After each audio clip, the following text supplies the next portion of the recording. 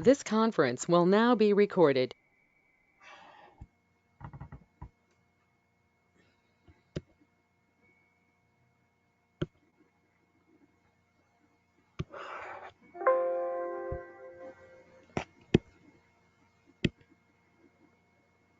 हाँ जी जनाब। Decision making दो टाइप की होती है।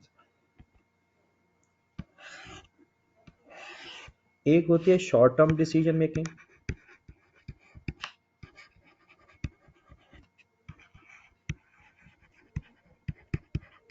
और एक होती है लॉन्ग टर्म डिसीजन मेकिंग।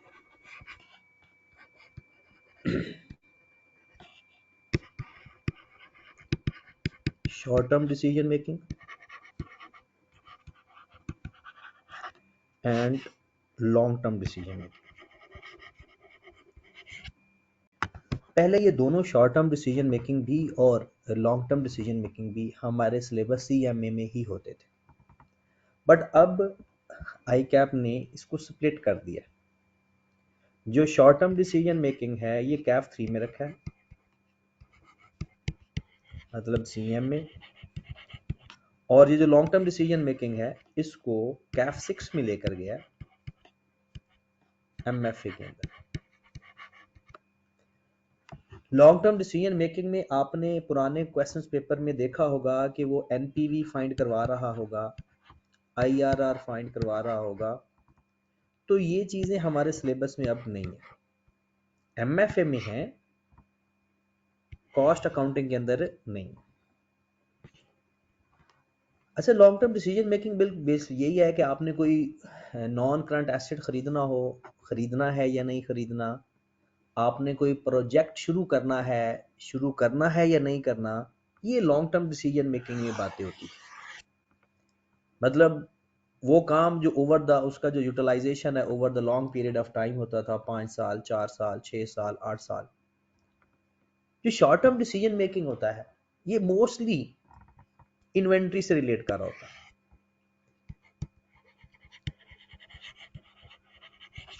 हमें कौन सी इन्वेंट्री बनानी चाहिए या कौन सी इन्वेंट्री नहीं बनानी चाहिए, और कितनी इन्वेंट्री बनानी चाहिए, इन्वेंट्री के रॉ मटेरियल से लिंक कर रहा होता है।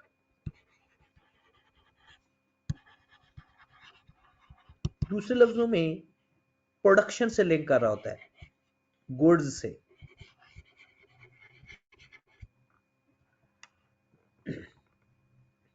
ठीक हो गया। तो शॉर्ट टर्म डिसीजन मेकिंग के भी कुछ फेजेस हैं।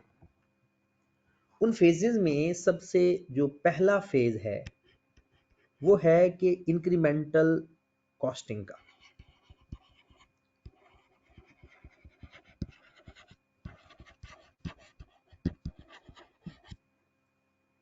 इंक्रीमेंटल कॉस्टिंग का मतलब ये है कि जनाब आपने डिसीजन मेकिंग के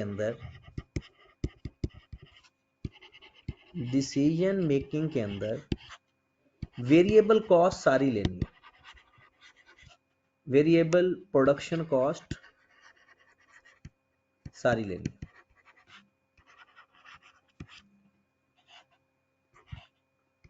ऑल डिसीजन मेकिंग में। बट जो फिक्स्ड प्रोडक्शन कॉस्ट है या फिक्स्ड कॉस्ट है वो सिर्फ और सिर्फ इंक्रीमेंटल लेनी है। मतलब अगर आपको लगे कि जो आप नया काम कर रहे हो उस वजह से फिक्स्ड कॉस्ट में कोई फर्क पड़ रहा है तो लेंगे, वरना नहीं। और मोस्टली जब फिक्स्ड कॉस्ट बताया हो ना, अप्लाइड या एब्जॉर्ब्ड, जो ओवरहेड्स में पढ़ा होगा आपने, ये हमेशा इग्नोर करते हैं डिसीजन मेकिंग, चाहे शॉर्ट टर्म डिसीजन मेकिंग हो चाहे लॉन्ग टर्म डिसीजन मेकिंग हो। और हमने ये बात रेलिवेंट कॉस्टिंग में भी पढ़ी थी। अप्लाइड रेट बताया हो, per unit applied rate,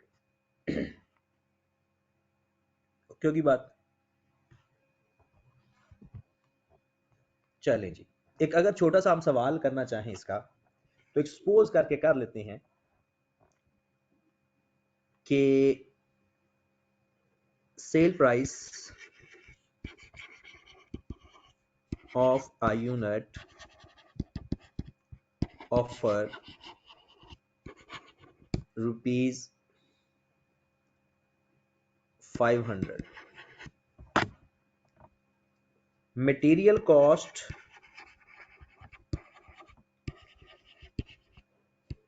per unit is rupees 300, labor cost per unit is rupees 100, production variable cost per unit rupees 70, applied fixed cost per unit rupees 50। कहते हैं कि ये हमें डाटा गिवन है कि एक सेल प्राइस ऑफर हुई है 500 की और हमें उस पर मटेरियल की कॉस्ट लगती है 300 यूनिट पे, लेबर की कॉस्ट लगती है 100, वेरिएबल प्रोडक्शन ओवरहेड लगते हैं 70 और applied fixed cost per unit है 50। कहता है क्या हमें ये ऑफर एक्सेप्ट करनी चाहिए या नहीं, क्या इस यूनिट को बनाकर बेचने की ऑफर एक्सेप्ट करनी है या नहीं। जी जनाब, आंसर करें। हाँ जी, ये ऑफर एक्सेप्ट होगी या नहीं।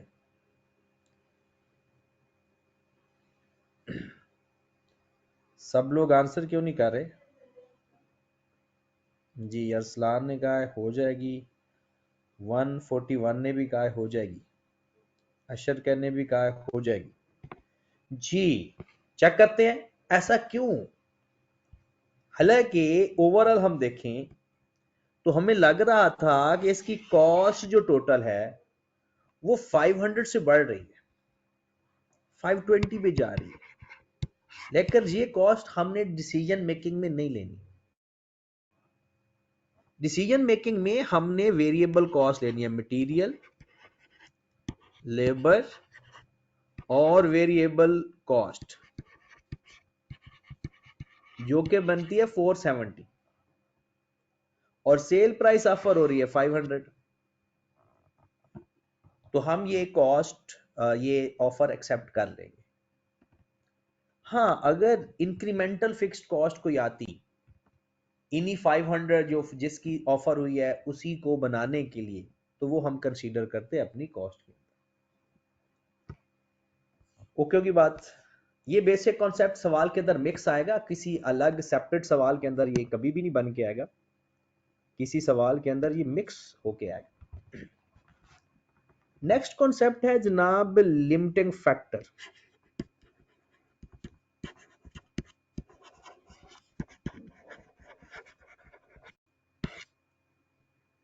वेरी वेरी इंपॉर्टेंट कॉन्सेप्ट है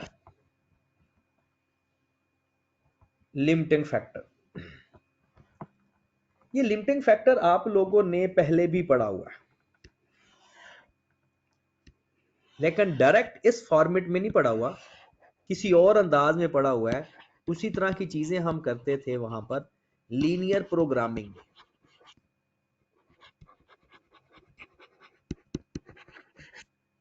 क्वांटिटेटिव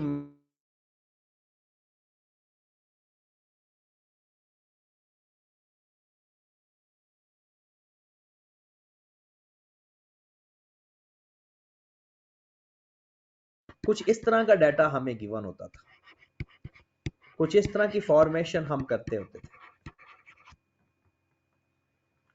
इससे फिजिबल रीजन बनाया करते थे, कुछ इस तरह से फिजिबल रीजन बनता था। तो ये फिजिबल रीजन का मतलब ये होता था कि इसके अंदर रहकर आप प्रोडक्शन कर सकते हो, इससे बाहर प्रोडक्शन हो ही नहीं सकती क्योंकि आपके पास रिसोर्सेज लिमिटेड हैं।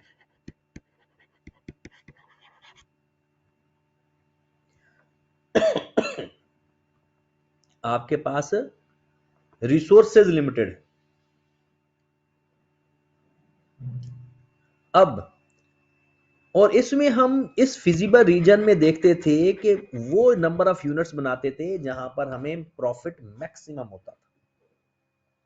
लेकिन अब ये कहानी हमारे सीएमए के सिलेबस में नहीं है। हमारे सीएमए के सिलेबस में सिंपल हमें सपोज दैट कोई ना कोई जो सोर्स होगा, रिसोर्स होगा, वो हमारा लिमिटेड होगा। मतलब क्या है इसका? मतलब ये कि हो सकता है हमें डिमांड आए 50,000 यूनिट्स की। इस 50,000 यूनिट को बनाने के लिए हमें मटेरियल चाहिए, हमें लेबर चाहिए, हमें ओवरहेड्स चाहिए। ऐसा पॉसिबल है कि हमारे पास मटेरियल हो इतना ज्यादा कि हम 50,000 यूनिट या उससे भी ज्यादा बना सकते हैं। तो इसको तो हम लिमिटिंग फैक्टर नहीं कहेंगे। लेबर हमारे पास क्वेश्चन मार्क है। मतलब कि अगर आपने 50,000 यूनिट बनाने हैं, आपको लेबर चाहिए सपोज दैट 50,000 आवर्स, बट हमारे पास जो अवेलेबल है वो 40,000 आवर्स है।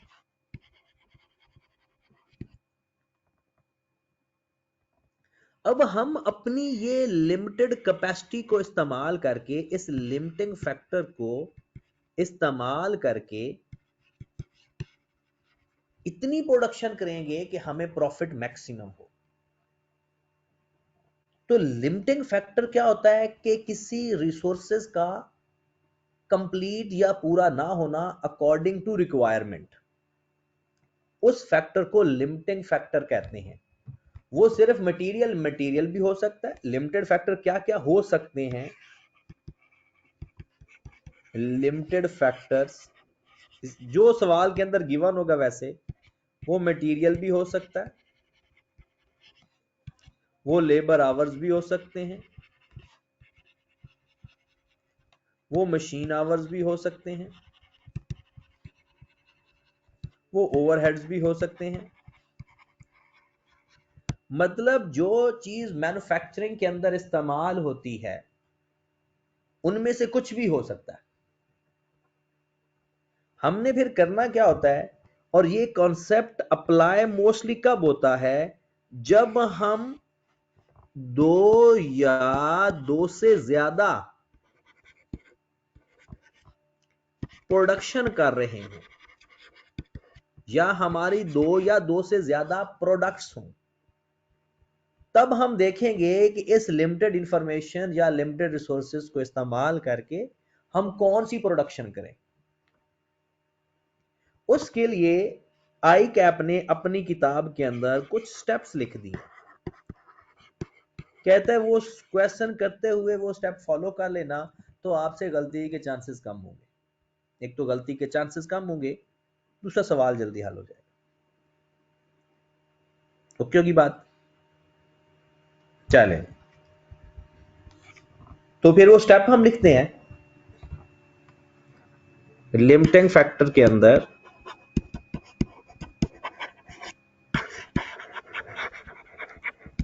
कौन कौन से स्टेप्स होंगे जो हमें फॉलो करने होंगे। सबसे पहला स्टेप, आइडेंटिफाई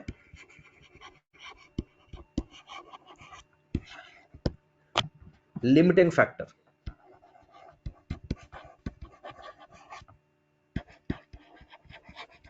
सबसे पहले तो ये ढूंढना है सवाल में कि कौन कौन से ऐसी चीज है, कौन कौन से ऐसे फैक्टर्स हैं जो लिमिटेड है।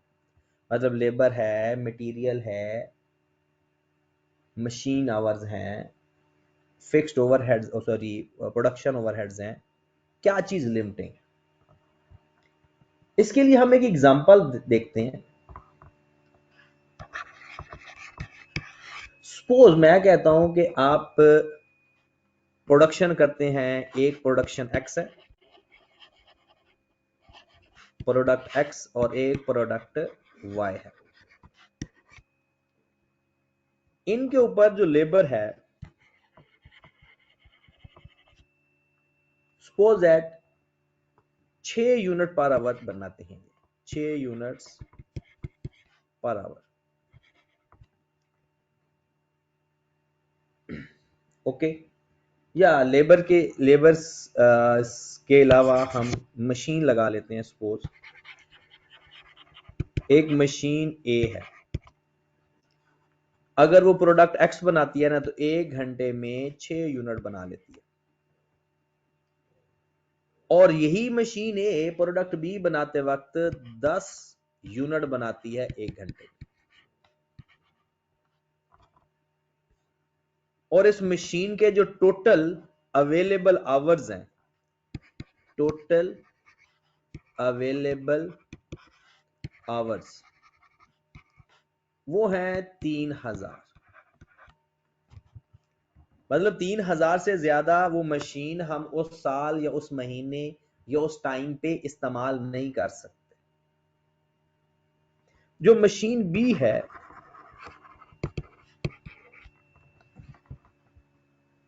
वो 12 यूनिट बना लेती है 1 घंटे में,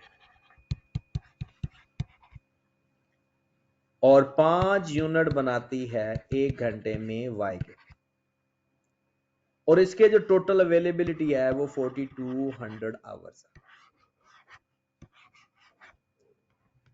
ये डाटा है हमारे पास। अब ओवरऑल अगर हम देखें कि अगर 1 घंटे में 6 यूनिट बनते हैं तो 3000 घंटों में कितने यूनिट बनेंगे। फिर इसी तरह अगर y 10 यूनिट बनते हैं 1 घंटे में तो 3000 घंटों में कितने यूनिट बनेंगे। ओके, उसके बाद एक जो सबसे इंपॉर्टेंट इंफॉर्मेशन होती है वो होती है डिमांड।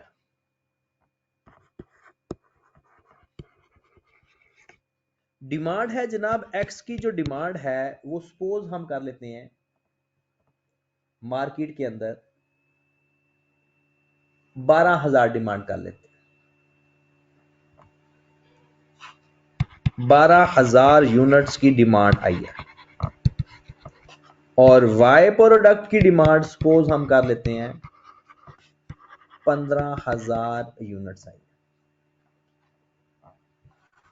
डन होगी बात। अब वो कहता है बताओ क्या आप इस जो गिवन डाटा है क्या 12,000 एक्स के यूनिट और 15,000 वाई के यूनिट बन सकते हैं।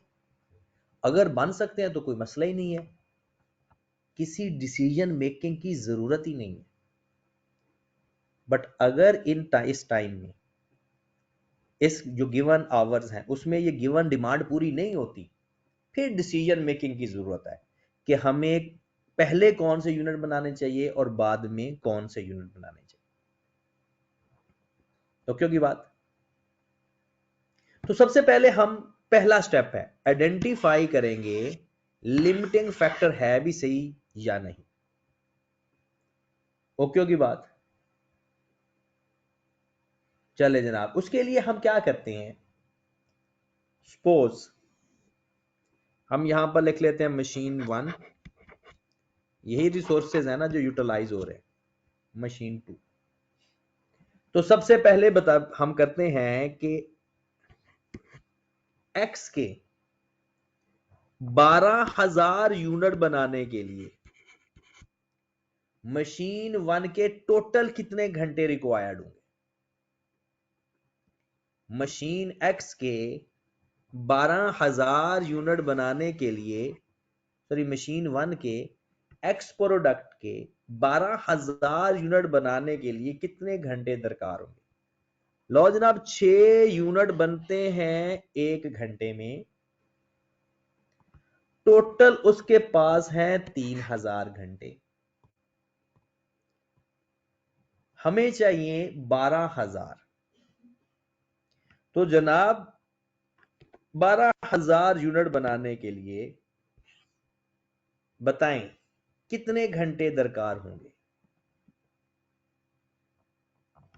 एक यूनिट के लिए, सॉरी 1 घंटे में 6 यूनिट बन जाते हैं, तो इसका मतलब ये हुआ 2000 घंटों में, सॉरी 12,000 यूनिट 2000 घंटे रिक्वायर्ड होंगे, मतलब 2000 घंटों में 12,000 यूनिट बन जाएंगे। ओके, और अगर मशीन 1 से वाई प्रोडक्ट बनाना चाहते हैं तो वाई प्रोडक्ट के लिए अगर आप गौर फरमाएं, ये मशीन ए है और ये 10 यूनिट में बनते हैं और टोटल हमने वाई के चाहिए 15,000 यूनिट्स। Got it? तो जल्दी से बताएं जनाब के वाई के 15,000 यूनिट बनाने के लिए कितने घंटे दरकार होंगे?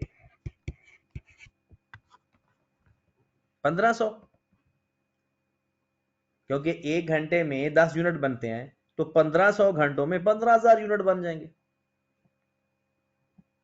तो इसका मतलब है मशीन 1 के जो टोटल हमें रिक्वायर्ड है वो 3500 आवर्स हैं। ये है रिक्वायर्ड। और अवेलेबल कितने हैं? मशीन ए के अवेलेबल कितने हैं? 3000। मशीन ए के अवेलेबल आवर्स कितने हैं? 3000 और रिक्वायर्ड है 3500। इसका मतलब है पहला लिमिटिंग फैक्टर तो आ गया, ये मशीन ए, पहला लिमिटिंग फैक्टर क्या आ गया? मशीन ए। अब मशीन बी को भी चेक कर लेते हैं। तो मशीन हमें चाहिए एक्स के 12,000 यूनिट। एक यूनिट बनाने के लिए कितना टाइम रिक्वायर्ड है मशीन बी का? मशीन बी का एक घंटे में 12 यूनिट बनते हैं।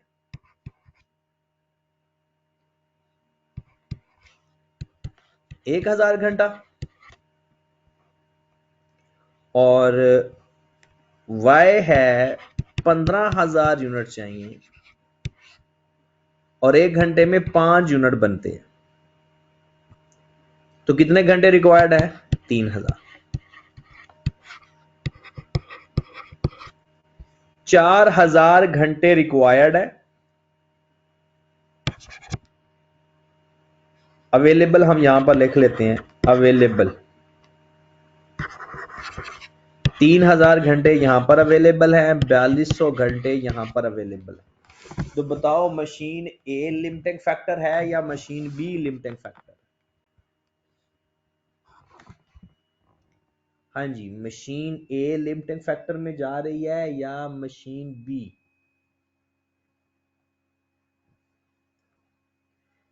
इसके 3000 अवेलेबल हैं, रिक्वायर्ड 3500 है, 4200 अवेलेबल है, रिक्वायर्ड 4200। तो जी ये तो लिमिटिंग फैक्टर है ही नहीं, इसको तो इधर ही छोड़ देंगे, इस पर डिसीजन मेकिंग की जरूरत है ही नहीं। Got it? मशीन ए पे आते हैं। मशीन ए लिमिटिंग फैक्टर है तो पहला स्टेप हमारा कंप्लीट हो गया। पहला स्टेप में वो कहता है आइडेंटिफाई लिमिटिंग फैक्टर। पहला स्टेप हो गया, machine A is limiting factor.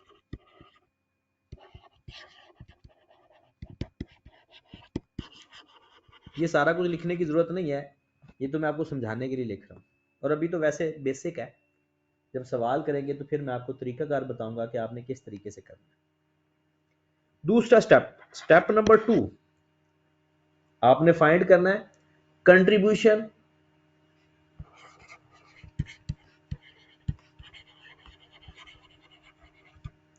Contribution per unit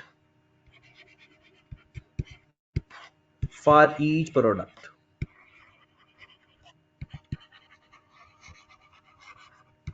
क्या फाइंड करना है? Contribution per unit for each product. वो मैं अभी फाइंड करवाता हूं। तीसरे पॉइंट पे चले जाएं, ये दोनों स्टेप मैं इकट्ठे करवा देता हूं। कंट्रीब्यूशन पर लिमिटिंग फैक्टर, ये इंपॉर्टेंट है।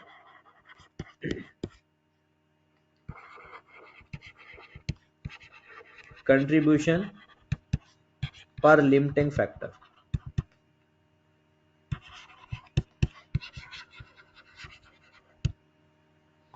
ओके होगी बात?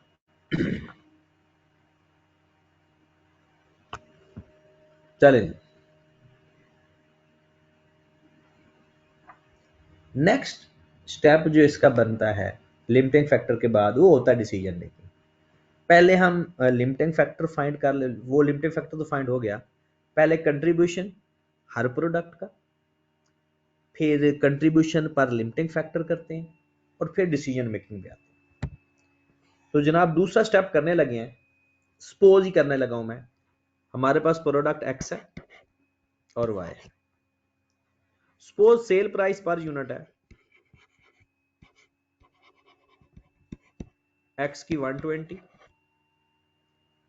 और वाई 150। सपोज करते हैं ये सवाल के अंदर गिवन है।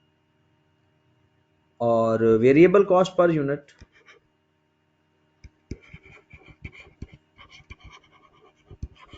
सपोज कर लेते हैं 70 है एक्स की और 90 है वाई की। हमारे पास आ जाएगा कंट्रीब्यूशन पर यूनिट 50 और 60। जी जनाब, यहां से इंपॉर्टेंट मामला शुरू होता है।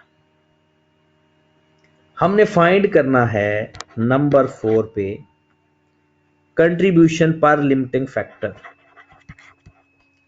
कंट्रीब्यूशन पर लिमिटिंग फैक्टर मतलब आपका जो कंट्रीब्यूशन है वो पर आवर क्या है।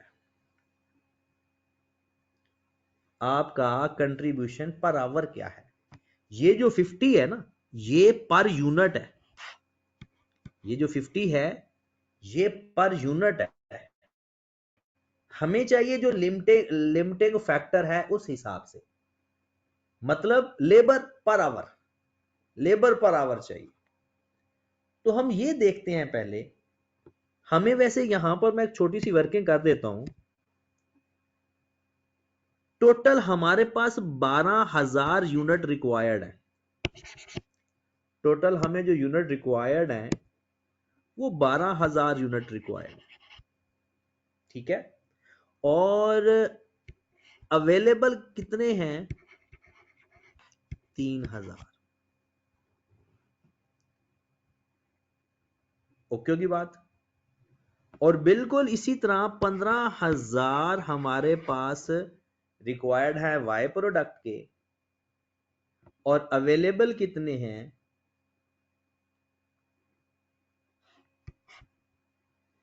जी जनाब,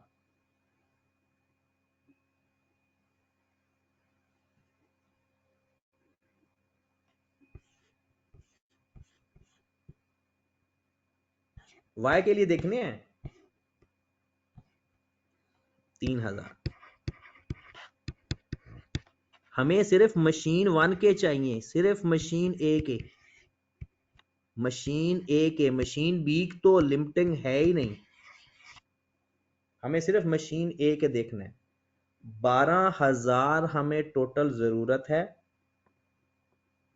यूनिट बनाने के लिए, तो 3,000 घंटे अवेलेबल हैं। तो जनाब पर आवर, और 15,000 टोटल यूनिट हैं, 3,000 घंटे अवेलेबल हैं, तो एक घंटे में 5 यूनिट बन सकते हैं।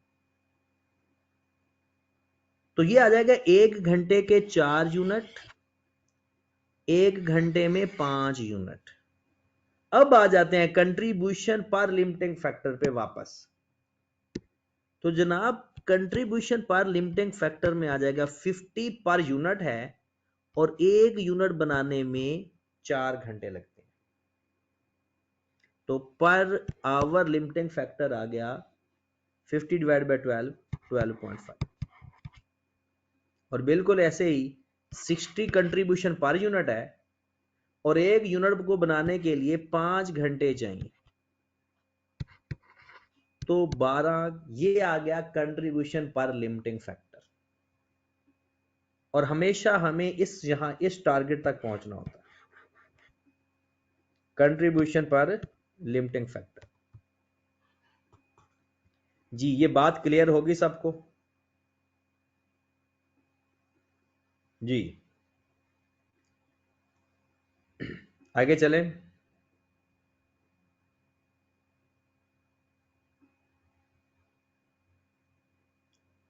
चलें जनाब आगे चलते हैं। उसके बाद नेक्स्ट स्टेप पांचवा, आपने रैंकिंग करनी है।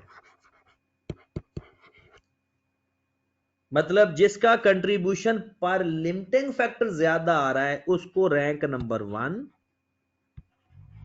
और जिसका कंट्रीब्यूशन पर लिमिटिंग फैक्टर कम आ रहा है उसके बाद उसका रैंक 2। अगर आप गौर फरमाएं, यहां पर प्रोडक्ट Y का कंट्रीब्यूशन पर यूनिट Y ज्यादा आ रहा था, लेकिन हमने पर लिमिटिंग फैक्टर फाइंड करना है। मतलब लिमिटिंग फैक्टर थे लेबर आवर, तो हमने पहले ये देखना है कि एक घंटे पे कितना कंट्रीब्यूशन पड़ रहा है। तो पहले हमने ये देखा कि एक यूनिट बनाने के लिए कितने घंटे चाहिए, फिर उस घंटे पर डिवाइड कर दिया तो हमारे पास आंसर आ गया। और एक बात ये याद रखनी है, ये फाइंड कैसे करते हैं, हमेशा total demand divided by total availability. Total demand है 12,000 यूनिट और अवेलेबल 3,000 घंटे थे। हाँ जी, अब आपने सबसे पहले, क्योंकि आपके पास ये लिमिटिंग फैक्टर था, तो सबसे पहले आपने एक्स को बनाना है जितनी बन सकती है, जो बच जाएगी तब वाई बनाएंगे। पहले एक्स प्रोड्यूस कर लेंगे टोटल जितनी रिक्वायर्ड है, फिर जो बचेगी वो वाई बना लेंगे। अगर आपसे कोई पूछता है ऑप्टिमम प्रोडक्शन बताएं, step number last,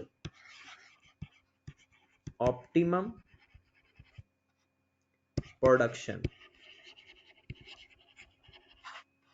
that enhance profit या maximum profit, that maximize the profit. जी जनाब, पहले तो एक्स बना लेते हैं। एक्स के कितने यूनिट बनाएंगे, एक्स के कितने यूनिट बना लेंगे, पूरे के पूरे 12,000। देखें मैं यहां पर रफ सी वर्किंग कर देता हूं ताकि आपको समझ लग जाए। जो मशीन ए है ना, मशीन ए के आपके पास टोटल 3 घंटे 3,000 घंटे हैं।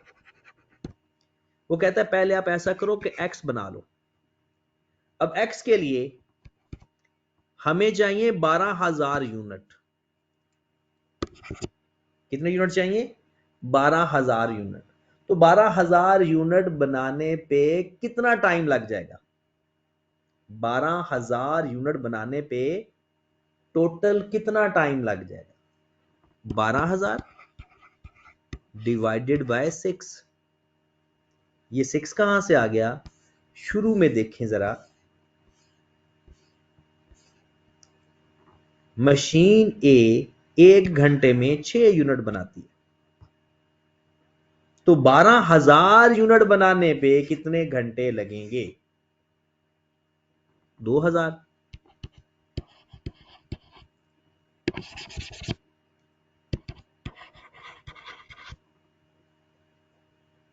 मतलब 2,000, बाकी आपके पास 1,000 घंटा बच गया। अगर मैं 2,000 को मल्टीप्लाई कर दूं 6 से, तो ये हमारे 12,000 यूनिट बन जाएंगे एक्स के। अब रह गया 1,000 घंटा। 1,000 घंटे में वाई के जितने को बन सकते हैं बना लो। 1,000 घंटे में मशीन ए को यूज करके वाई के जितने भी यूनिट बन सकते हैं बना लो। एक घंटे में बनते कितने हैं, मशीन ए, यहां पे चेक कर लें, मशीन ए एक घंटे में 10 यूनिट बन लगते, एक घंटे में 10 यूनिट। तो बताएं जनाब कितने हजार घंटे में बन सकते हैं? Multiplied by 10, 10,000। लो जनाब 12,000 यूनिट बना लो एक्स के, वाई के बना लो 15,000 की बजाय 10,000, क्योंकि आपके पास इतने ही मशीन आवर्स अवेलेबल है। हाँ जी जनाब, तो ये एक बेसिक वैसे एक अज्यूम करके एग्जांपल मैंने आपको करवाई है। इसमें अगर कोई बात आपने पूछनी है तो पूछ लें, वरना फिर आगे चलते हैं। जी यहां तक बात क्लियर है? एक सवाल करें, अगर आप थके नहीं हो तो लिमिटिंग फैक्टर का एक सवाल कर लेते हैं। पहले स्टेप एक दफा दोहरा लो, एक बार स्टेप सारे। पहला स्टेप क्या है? Identify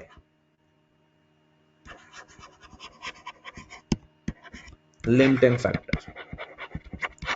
identify limiting factor. दूसरा step contribution per unit. Contribution per unit for each product. जितनी प्रोडक्शन है सब के लिए कंट्रीब्यूशन पर यूनिट। तीसरे नंबर पे कंट्रीब्यूशन पर लिमिटिंग फैक्टर। ये मेन इंपॉर्टेंट होता है, यहां पर गलती के चांसेस होते हैं। पर लिमिटिंग फैक्टर ये करना कैसे है? जो हमारा लिमिटिंग फैक्टर है, हम दे सोचेंगे कि पहले एक यूनिट पे वो कितना अवेलेबल है, उसको डिवाइड कर देंगे कंट्रीब्यूशन पे। चौथे नंबर पर रैंक करेंगे। पांचवें नंबर पर डिसीजन कर लेंगे। रैंकिंग के बाद क्या होगा? डिसीजन। ठीक है जनाब, तो एक सवाल निकालें। आपकी बुक का ही सवाल है। जी जनाब, ये है क्वेश्चन नंबर आपके पास, एग्जांपल नंबर है 3। सबको व्यू क्लियर है?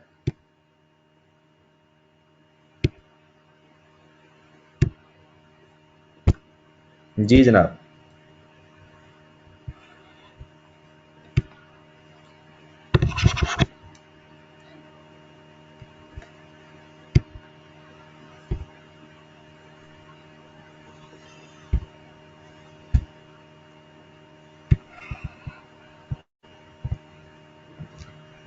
हाँ जी जनाब, एग्जांपल नंबर 3 पे आ जाए। व्यू क्लियर है या नहीं?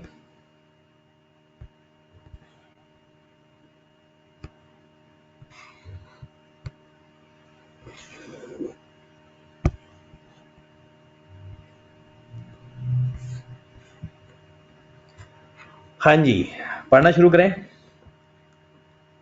एग्जाम्पल नंबर 3 पढ़ना शुरू करें। लिखा हुआ है जनाब, M S limited makes two product M and S. Unit variable cost per unit. Material 100 और एस के लिए 300। Direct labour ₹50 per hour. एक घंटे में 50 रुपया और टोटल 600 कॉस्ट। तो बता सकते हो घंटे कितने होंगे? फिर यहां पर क्या बता सकते हो कितने घंटे होंगे एम के लिए? और 600 को 50 पे डिवाइड कर देंगे। 600 को 50 पे डिवाइड कर देंगे। कितनी अमाउंट आ रही है? 30।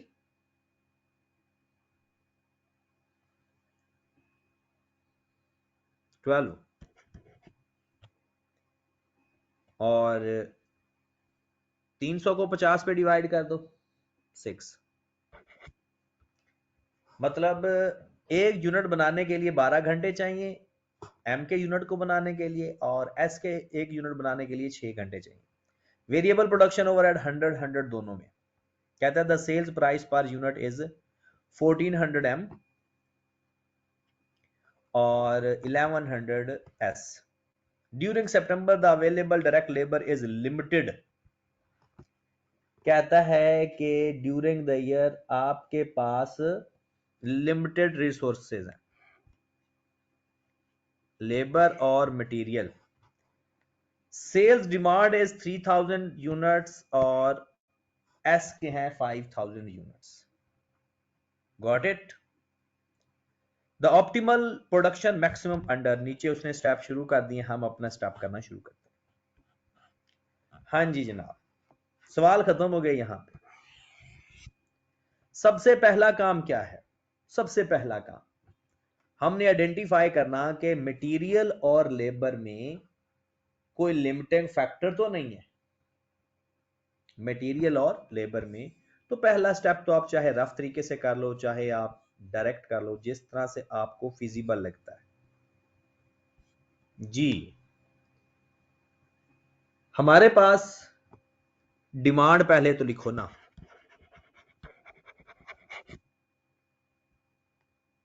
एम की डिमांड कितनी है? 3000 यूनिट। और एस की डिमांड कितनी है? 5000 यूनिट। ऐसा ही है। सवाल अपने सामने रख लो किताब से, ये लिखा हुआ है इसमें। ठीक होगी बात। तो पहला स्टेप है आइडेंटिफाई लिमिटिंग फैक्टर। चेक करते हैं लिमिटिंग फैक्टर है भी सही या नहीं। जी जनाब, क्या करेंगे? सबसे पहले रिक्वायरमेंट लिखा करें। यहां पर हम लिखते हैं लेबर, यहां पर लिख देते हैं मटेरियल, यहां पर लिख देते हैं प्रोडक्ट एम, यहां पर प्रोडक्ट एस, जैसे मर्जी लिख लो। सबसे पहले मुझे चाहिए एम के 3000 यूनिट। ठीक है। और एक यूनिट को बनाने के लिए 12 घंटे चाहिए। एक यूनिट को बनाने के लिए 12 घंटे लेबर के चाहिए। इसका मतलब है 36,000 लेबर आवर रिक्वायर्ड है हमें। और एस के 6 घंटे चाहिए। 5000 यूनिट है डिमांड, मल्टीप्लाइड बाय एक यूनिट को बनाने के लिए 6 घंटे चाहिए, 30,000। Got it. ये तो हो गया मटेरियल का मामला, सॉरी लेबर का। मटेरियल भी देख लेते हैं। मटेरियल चाहिए जनाब आपको एक यूनिट बनाने के लिए एम चाहिए ₹100 और एस चाहिए ₹300। मतलब 3000 यूनिट बनाने के लिए हर यूनिट के लिए 100 रुपए चाहिए। 3 लाख का मटेरियल चाहिए। 5000 यूनिट बनाने के लिए 300 के हिसाब से 15 लाख। 15 लाख मटेरियल चाहिए, 15 लाख का। ये है जनाब रिक्वायर्ड। 66,000 लेबर रिक्वायर्ड है और 18 लाख मटेरियल रिक्वायर्ड है।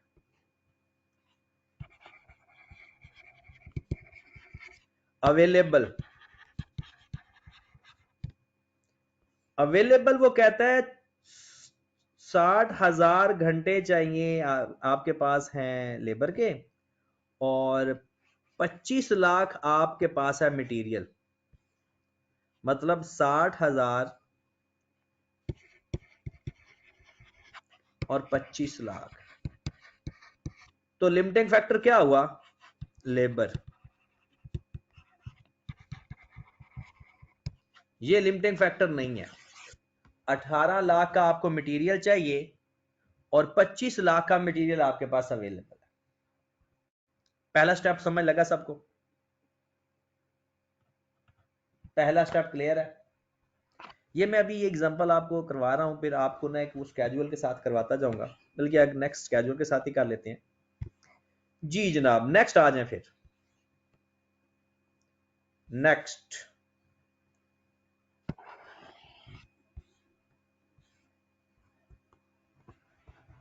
हाँ जी जनाब, दूसरा स्टेप है कंट्रीब्यूशन पर यूनिट। हमारे पास 2 प्रोडक्ट हैं। वैसे आप ये सारा स्टेप इसी तरह से भी कर सकते हो, ऊपर अपनी प्रोडक्ट लिख लिया करें। सेल्स, ये स्टेप लिखना जरूरी नहीं है, सोचना जरूरी है। स्टेप लिखना जरूरी नहीं है, सिर्फ सोचना जरूरी है। जी जनाब, सेल प्राइस पर यूनिट आपके सामने किताब है, उसे देखकर लिखें। 1400 और 1100। वेरिएबल कॉस्ट क्या होगी? वेरिएबल, ये सारा वेरिएबल है जनाब, ये पर यूनिट वेरिएबल कॉस्ट है। ये सारी मटेरियल, लेबर और वेरिएबल प्रोडक्शन ओवरहेड। जी जनाब, 100 प्लस 600 प्लस 100 800 और दूसरी है 700। Variable cost 800 700। हमारे पास कंट्रीब्यूशन पर यूनिट आ गया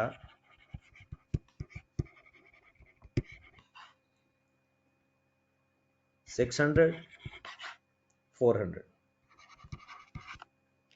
ओके की बात।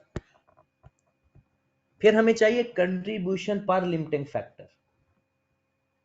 कंट्रीब्यूशन पर लिमिटिंग फैक्टर, उसके लिए मैंने आपको एक बात बताई थी। सबसे पहले आप ये देखें कि लेबर आवर पर यूनिट कितना है।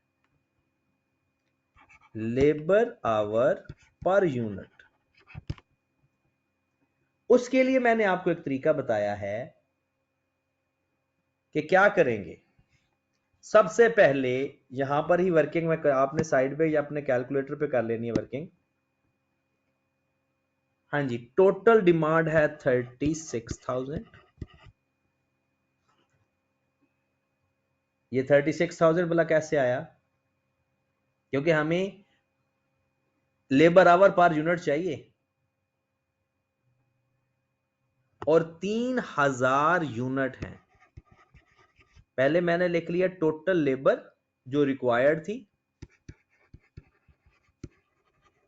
डिवाइडेड बाय मैंने लिख दिया जितने यूनिट्स बनाने हैं, तो मेरे पास आ जाएगा hours per unit. Hours per unit बिल्कुल सेम ऐसे 30,000 इसका है, डिवाइड मैं कर दूंगा 5,000 पे एस के लिए, तो ये कितनी अमाउंट आ जाएगी? 6। तो इसका मतलब है एम प्रोडक्ट के लिए एक यूनिट बनाने के लिए 12 घंटे चाहिए और एस का बनाने के लिए एक यूनिट को बनाने के लिए 6 घंटे चाहिए। क्योंकि हमें जो चीज लिमिटेड है ना, वो पर यूनिट चाहिए। अब हमारे पास आ जाएगा कंट्रीब्यूशन पर लिमिटेड फैक्टर। कंट्रीब्यूशन पर लिमिटिंग फैक्टर क्या करेंगे? कंट्रीब्यूशन पर यूनिट को डिवाइड कर देंगे 12 पे। ओके की बात। और 400 को डिवाइड कर देंगे 6 पे। हमारे पास आ जाएगा कंट्रीब्यूशन पर लिमिटिंग फैक्टर। कंट्रीब्यूशन पर लिमिटिंग फैक्टर। ओके की बात। जी जनाब, तो कितना 600 को 12 पे डिवाइड कर दें 50 और 400 को 6 पे डिवाइड कर दें 66.6। उसके बाद हम करते हैं रैंकिंग। तो पहला नंबर आ जाएगा इसका और दूसरा नंबर आ जाएगा इसका। ओके की बात। जी जनाब, तो नेक्स्ट स्टेप हमारा है रैंकिंग के बाद कि हमने ये प्रोडक्ट जो एस है ये सारी बना लेंगे, फिर जो आवर्स बचेंगे उससे हम दूसरी प्रोडक्ट बना लेंगे। गॉट इट जी। तो बना लेते हैं लास्ट स्टेप हमारा ऑप्टिमम प्रोडक्शन का, कि मैक्सिमम कितनी प्रोडक्शन हम कर सकते हैं।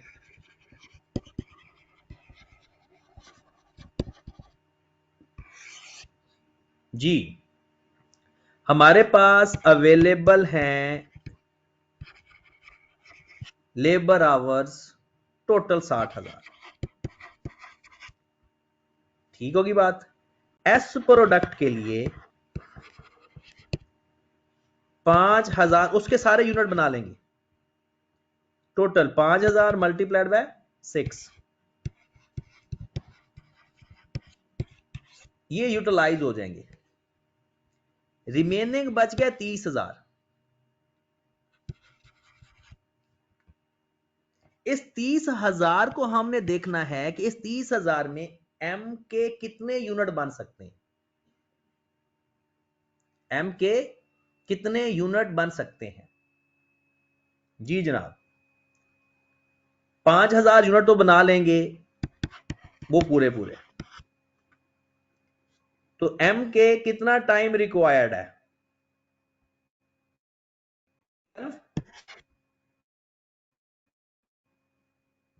एक यूनिट को बनाने के लिए 12 घंटे, तो 30,000 यूनिट्स में कितने यूनिट बन जाएंगे। तो पूरे 5,000 यूनिट नहीं बनेंगे बल्कि 2,500 बनेंगे। तो लो जनाब, एस के बना लेना 5,000 पूरे के पूरे, और एम के बना लेंगे हम 2,500।